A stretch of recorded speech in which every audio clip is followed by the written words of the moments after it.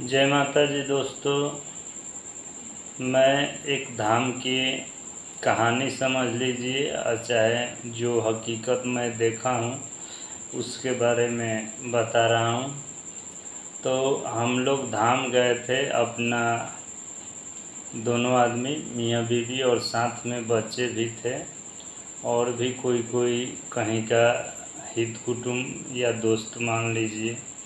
तो हम लोग गए थे वहाँ, माँ के पास जाते आते रहते हैं। तो इतना दिनों में तो कभी ऐसा हमको आदमी मिला नहीं और इस तरह का बात हमने कभी उस धाम पे सुना नहीं, क्योंकि ये बहुत सारा आदमी आते जाते हैं माँ के पास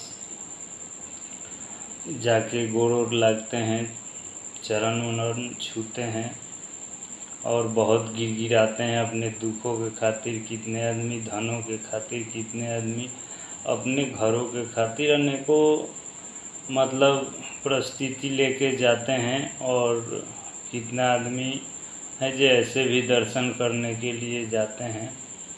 तो हमने देखा जे एक एजेड चाची थी, थोड़ा एज उनका ज़्यादा था, जैसे कि ये वो भीड़ भाड़ में चलने के लिए उनका शरीर संकेत नहीं देता था, ऐसे लगता था जो कि ये किसी चीज़ से वो ग्रसित थी।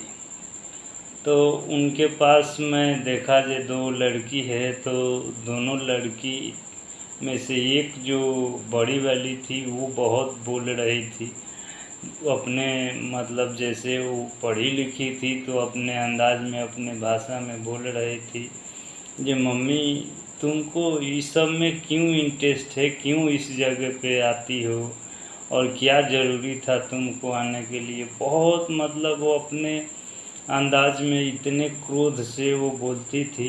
मैं भी काफ़ी देर भीड़ में अपना हिसाब से चल रहा था, वो लोग भी अपना हिसाब से चल रहा था।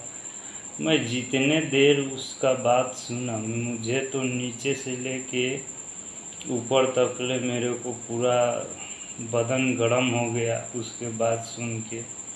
जे तुम यहाँ पे क्या करने आती हो, किस लिए आती हो, तुमको ये सब देवी देवता में क्या इंटरेस्ट मिलता है, मानो ऐसे लगता है कि इसके बिना आप जी नहीं पाओगी, तुम ये सब क्यों करती हो। बहुत अनेकों प्रकार के उन्होंने बोला।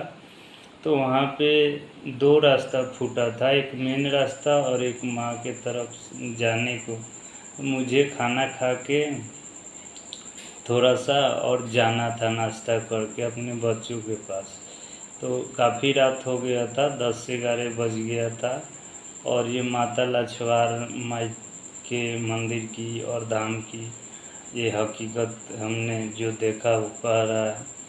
तो बहुत उनको बुरे तरीके से डांटा। फिर मेरे को इतना लगा कि हम कहें जी इस चश्मे वाले बहन को मैं क्या बोल जाऊँ, और मेरे एकदम घूमने को मन कर लिया कि मैं इसको घूम के जवाब दे दूँ और चाहे कुछ बोल दूँ।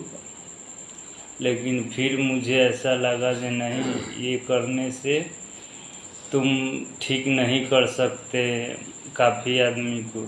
तुम्हें जो करना है उस लक्ष्य पे रहो और उस हिसाब का बुद्धि ज्ञान लो, और ना कि ये इस प्रकार का। तो बहुत सारे आदमी आपको मिलेगा, जब तक ले तुम इस सब लाइन में आते जाते रहोगे और यहाँ आओगे तो इससे भी ख़राब आदमी मिलेगा।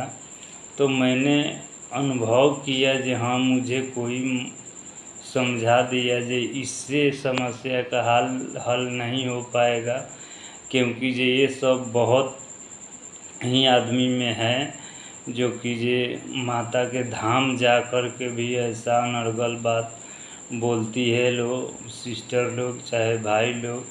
तो ऐसा नहीं बोलना चाहिए। क्या पता, देखिए दुख कभी किसी को नहीं छोड़ा है, लेकिन मैं ये वीडियो अचानक से मुझे आज के दिन याद पड़ गया तो मैं ये बना दिया। और मैं भी सोच रहा था कि क्या वीडियो आज बनाऊं, क्या मैं बनाऊं। तो मुझे ये जब बात अचानक याद आ गया तो मैं कुछ देर सोचा, सोचा जे शायद ये हमारे वीडियो उस तक पहुँचे या ना पहुँचे, लेकिन कोई और के पास भी पहुँचे, बहुत सारे आदमी के पास पहुँचे। तो इस वीडियो से सीख आप लोग को यही मिलेगा जे सब जगह तो बोल भी देता है इंसान माता और देवी देवता के बारे में, हर दिन कुछ ना कुछ गाली भी बकता है। तो धाम जा कर के मंदिर के पास ऐसा नहीं बोले, नहीं तो क्या पता वो हमारे मुंह से कह देने से उनको दुख नहीं हो जाएगा। जो करेंगी माता करेंगी। आज तो डील डाल में थी, चश्मे में थी, और जब समय उसको पीछा करेगा तो सारा चश्मे सारा फैशन उतर जाएगा। फिर माँ का वाणी जिनके तन से जन्मी थी उनका याद आएगा, और वही कहीं मंदिर और धाम उसको नज़र ना आए, दुखों से भर जाएंगी। तो मैं इसलिए ये कह रहा हूँ कि भाई किसी भी प्रकार का किसी के शरीर पे कोई भी दुख और परेशानी है, वो माता से रिलेटिव है, भूत प्रेत से रिलेटिव है, क्यों ना उसको शरीर घूमता हो, चाहे चिकरता हो, डकरता हो, चाहे आवाज़ लगाता हो, जैसा भी हो, देख के हंसी ना करे और देख कर के मन में दुख भी ना माने और क्रोध भी ना करे। ये सब नाटक किया है। मुझे ऐसा लगता है कि ये सब जो करते हैं और जो इस तरह के जो सोच रखते हैं, तो मतलब 25% इस तरह जो घमंड करते हैं उनको ये सब परेशानी मिल जाता है देवी देवता की कृपा से। जी हाँ, तुम दूसरे पे हंसते हो, चाहे दूसरे के लिए कहते हो, तुम पे मैं डाल के देखता हूँ और मुझे पकड़ के इस संसार में देखने वाला कौन है और मुझे चेक करने वाला कौन है। क्योंकि ये स्वयं धरती आकाश वही चलाती हैं और चलाते हैं। तो जब उनका मारा हुआ कोई और भगत कैसे पकड़ लेगा? कोई और भगत मार देगा तो भगवान से मतलब कोई भी गुण या मतलब माता शक्ति, चाहे देवत शक्ति या भूत प्रेत शक्ति चला देगा, तो देवी देवता से वो बच नहीं सकता। देवी देवता ढूंढिए लेंगे जी हाँ यहाँ से ये लिंक है और ऐसे गड़बड़ है।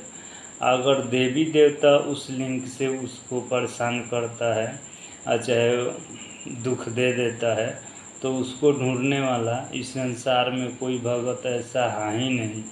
और ना ही माता का भोजन से मन को दुखित करना चाहिए कि यहाँ पे ये चढ़ता है वो चढ़ता है।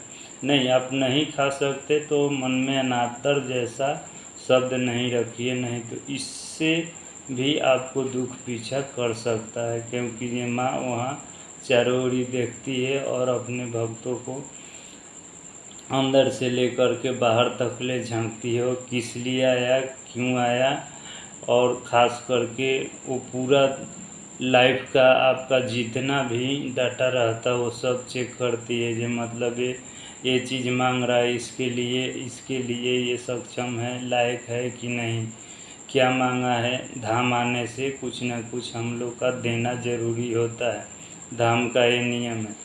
और माता पूरे बायोडाटा चेक करके ही देती है, कहती है। तो मैं उस बहन के लिए बहुत मैं क्रोधित हुआ था, मानो कीजिए जैसे मैं उसको कहाँ मार देता, कैसे मार देता थप्पड़ों पर।